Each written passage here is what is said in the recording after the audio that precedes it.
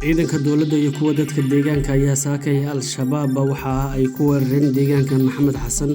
oo u dhaxaysa deegaanada Baardheere iyo sidoo kale Beerxano ee dhaca koonfurta Beledweyne sida ay shaaciyay wasaaradda warfaafinta ee dowladda. ciidanka hubinta ayaa waxa ay weerar ku qaadeen xubno shabaab oo isku dayay in ay si dhuumaaleysi ah deegaankan ay isugu abaabulaan. howlgalkan ayaa yimid kadib markii dadka deegaanka oo aan ogoleen in mar kale al-shabaab ay ku soo dhexgabadaan si ay ula shaqeeyaan ciidanka qaranka isla markaana ay qayb ka yihiin dagaalka hadda ka socda.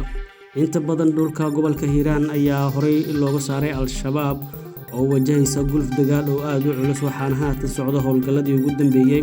ee guud ahaan la doonayo in looga saaro al-shabaab.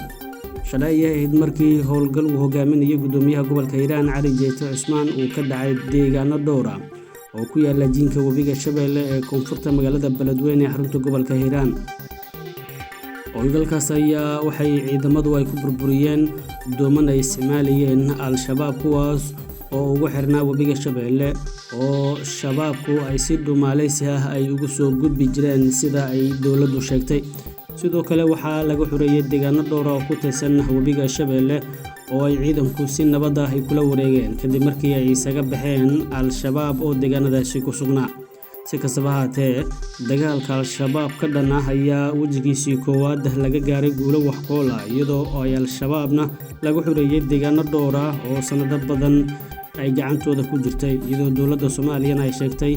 in lagu dilay boqolaal shabaab ah oo ay ku jiraan horjoogayaal.